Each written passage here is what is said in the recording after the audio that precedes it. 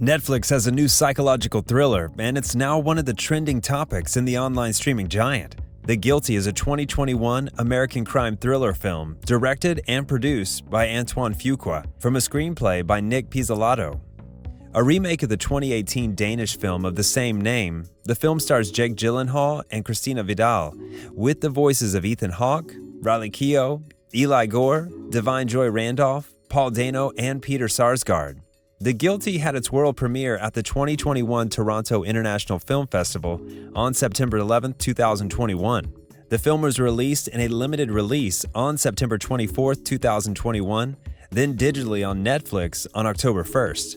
It received mostly positive reviews from critics who praised Gyllenhaal's performance and has skyrocketed to Netflix top 10 in just a few days after its release on the platform.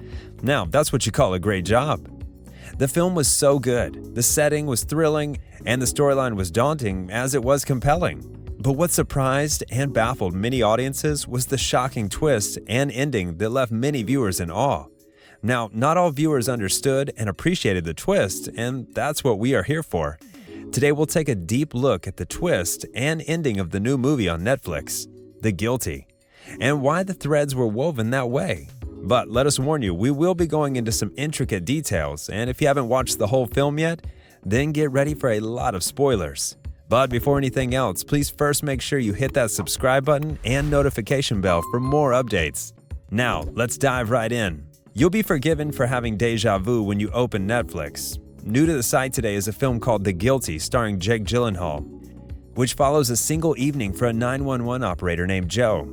It is, of course, an English-language remake of the 2018 Danish thriller of the same name, which earned high praise from critics and currently holds a rating of 97% on Rotten Tomatoes. The remake is directed by Antoine Fuqua, largely loyal to the 2018 highly acclaimed thriller of the same name, The Guilty, will offend some cinephiles with its very existence. Just see the original, they will shout, basically ending all the conversation about the remake with the accusation that it should never have happened. However, if you're willing to recognize that the remake industry isn't that black and white and not as purely American to trend as Twitter seems to have falsely been led to believe, there's a lot to like here, including the fact that what people suspect will be a smash hit for Netflix will lead people back to the excellent original. Ultimately, the narrative of Antoine Fuqua's The Guilty operates largely from the motto, if it ain't broke, don't fix it.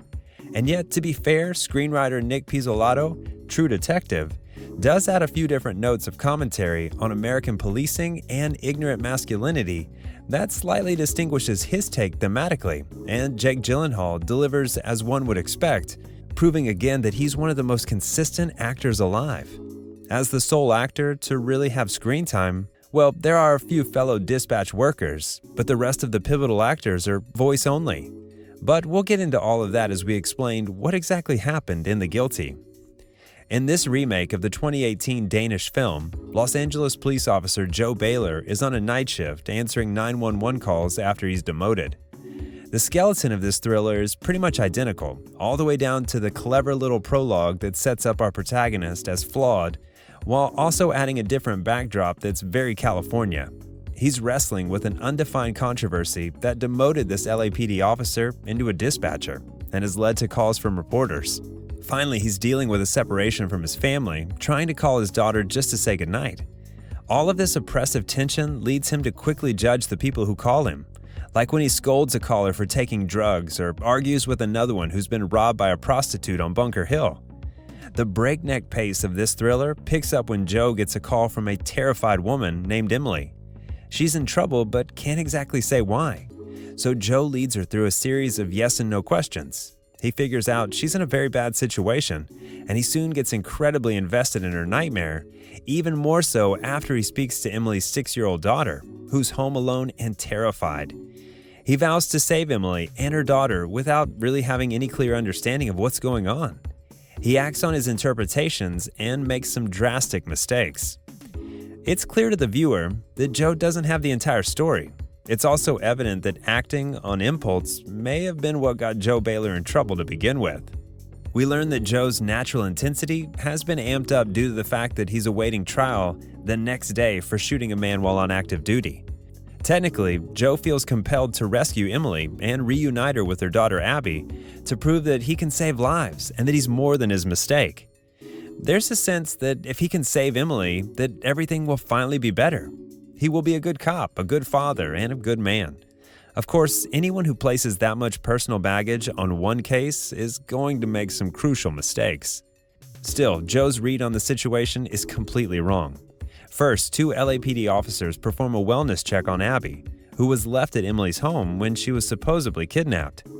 They discover that Abby is covered in blood and that her brother Oliver has been gravely injured and isn't just sleeping, as Abby told Joe over the phone.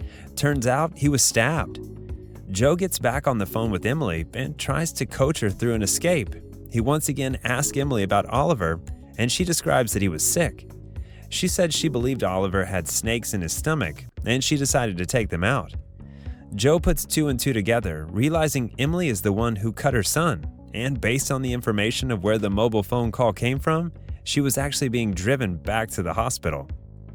If that isn't disconcerting enough, when Joe's friends unlawfully enter Emily's ex-husband's apartment on Joe's orders, he discovers documents pertaining to Emily's stay inside a psychiatric facility. The phone rings and it's Emily, and Joe figures out that she's standing on an overpass above the freeway. As she comes to realize what she's done to her son, Joe begs her not to jump and reveals that he, too, hurt somebody. Joe confesses that he was at a crime scene where a 19-year-old boy had hurt someone, and he ended him because he wanted to, not for any justifiable reason, and that Emily is not like him, having only accidentally harmed her son. The line goes dead, but then the highway patrol officer calls Joe to tell him Emily is in their custody. Joe knows he'll go to prison, but he aims to face the consequences of his actions, regardless of how severe they might be. Joe then calls a reporter from the LA Times that was repeatedly trying to get a hold of him and reveals that he's going to plead guilty. The film ends with news reports indicating that Joe was found guilty. The Guilty's entire theme can be summed up by the officer that lets Joe know that Oliver's in the ICU. She says, "Broken people save broken people," and it explains why Joe tried so ferociously to help Emily, even after it's revealed that she hurt her own child. Joe Baylor has a lot of work to do on himself. His behavior throughout the film highlights how he may have made a quick, dangerous decision, and it led to him shooting an innocent man. His experiences on this night now force him to stop avoiding and rationalizing his actions. He sees them for what they are. But by helping another guilty soul like himself, he started down the road to redemption. Admitting that he was guilty was the first real step. Fuqua's smartest decision is to put the weight of this piece on Joe's shoulders. Other directors would have added graphics like a ticking clock or overcut the piece, but Fuqua kept locked into Joe Baylor, often letting his conversations unfold in broken shots. Well, that's all for today. We hope you enjoyed that video, and if you did, make sure to hit that like, subscribe, and notification bell for more videos like this.